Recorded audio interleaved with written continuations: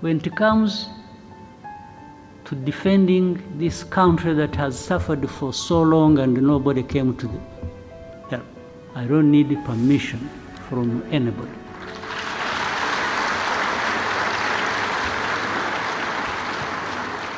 To do what we have to do to protect ourselves. I have said it in broad daylight. I have said it to those who matter in this problem. And that's what is going to happen. You go home, sleep, don't do anything.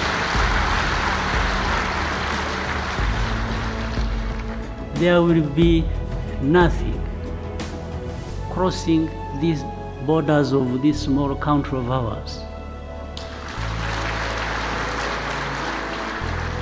If anybody attempts,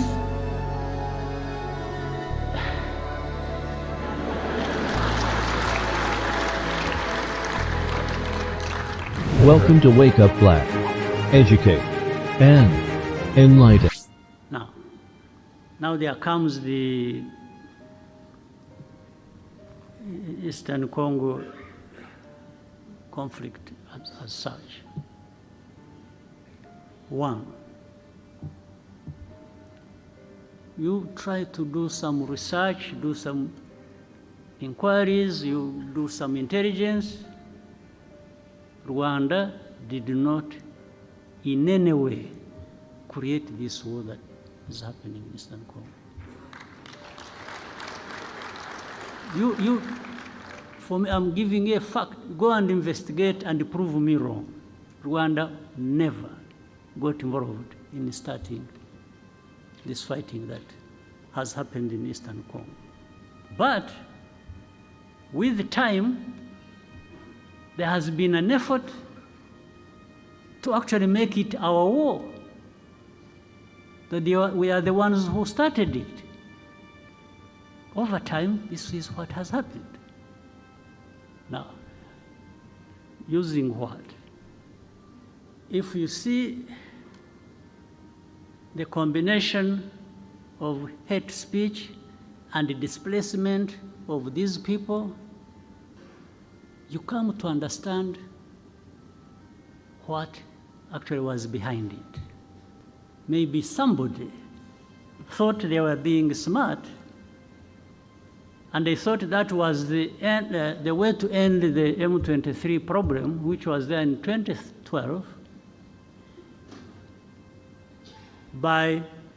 because there is ethnic cleansing, pushing these Tutsis to Rwanda, to belong there because that's where they belong. And Kagame is a Tutsi, he's the president of Rwanda.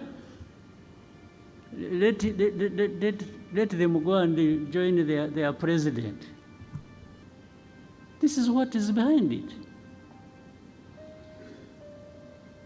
One time we had a meeting and we were having an argument with the leaders.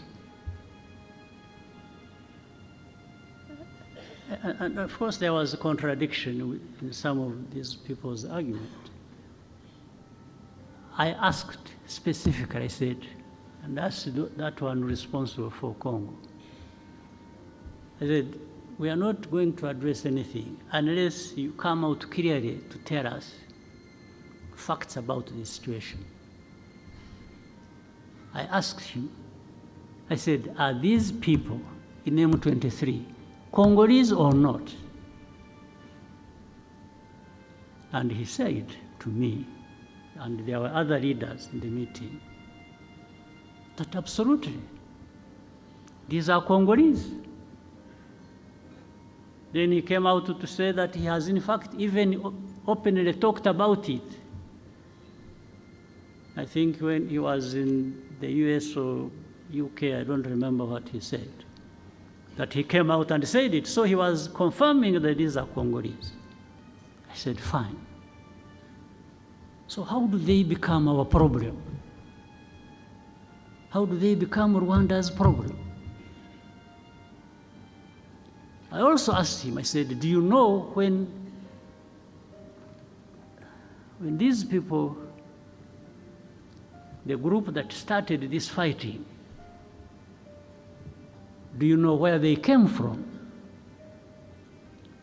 In fact, before he answered, the president of the country where they came from is the one who said it. He said, yeah, no, actually they came from, this man refused to solve their problems, and they decided to cross the border and go back where they belong. So then I asked him again, I said, so how do you keep associating Rwanda with this problem? I even asked him, I said, why did you, the other day, bomb our territory? Because they had been sharing with artillery, heavy artillery across the border onto our territory in Kinigi. There are people here who know it. I said, why? What are you doing? What do you want?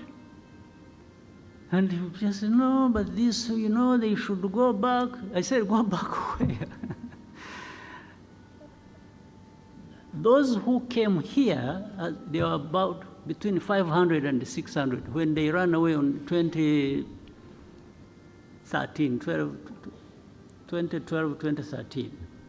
There are those who crossed and came here, about between 500 and 600 fighters with their arms.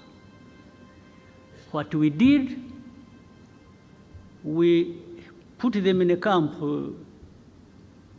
in, what is this, former Kibungo, Ngoma areas. That's why we put them as refugees. And we removed the arms, actually handed back the arms to government in Kinshasa. This they know, they can't even deny. They said they had wanted to solve the problem politically. They invited some of the leaders of this group, took them to Kinshasa, that they wanted to talk to them and resolve the problem. These people, the leaders of this group, went to Kinshasa. They are put in a hotel, spent 5 months without seeing anybody to talk to them until they left. Of course, they left heavy bills behind in the hotel. Nothing else. Now, but when you see, then you would see you saw in the statements of different organizations and so, blaming Rwanda for M23 conflict in Eastern Congo. I cannot tell you the reasons exactly why that would be happening. Now, but I would ask people so. You may associate us with M23.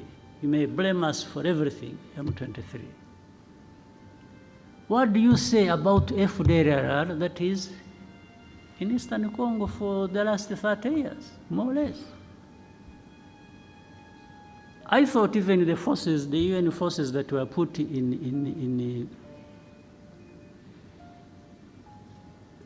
Eastern Congo or in Congo were put there to actually address this problem and maybe other problems, but this one was the main one. But you've been there for decades. It has been so costly, but the problem is still there. And then some of them tried. The government said, no, they are not there, we don't have FDLR, and then we would give them names. But these are the leaders, 1, 2, so and so and so and so and so. They are in this location. In fact, I one time told the president of DRC, no. I said, you don't know that these people are there in this place, that place, and they've been even manning roadblocks and they collect taxes. He says so he remembered. he remembered that has been happening. So I said, so what are we talking about? You have FDLR who have taken over territories in Eastern Congo and are collecting taxes, and you are telling me they are not there? So anyway, when all this came to some point, and this war was raging, and this time it turned into where the government in Kinshasa wanted to, they mobilized the people, they thought they would now throw M23, push them into Rwanda. And this still remains, by the way, the aim. This is the goal. So I told our friends, these powerful friends of ours, I even said it publicly, when it comes to defending this country that has suffered for so long and nobody came to the help, I don't need permission from anybody.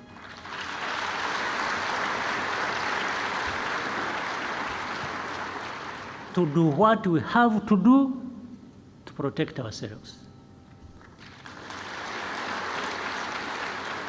I will say it in broad daylight.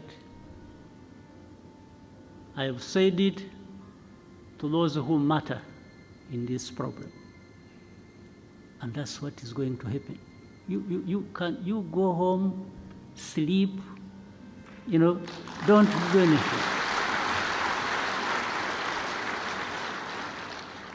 There will be nothing crossing these borders of this small country of ours.